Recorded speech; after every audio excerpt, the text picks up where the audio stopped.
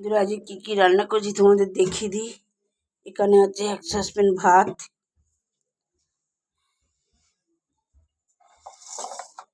এখানে আছে উচ্ছে ভাজা, লাল লাল করে উচ্ছে ভেজেছি। এখানে আছে বড়ি দিয়ে লাউ, কাঁচা লঙ্কা দিয়ে জিরে ফোড়ন দিয়ে।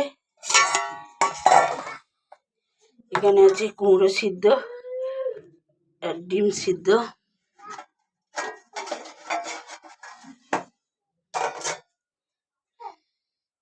এখানে আছে ডাল,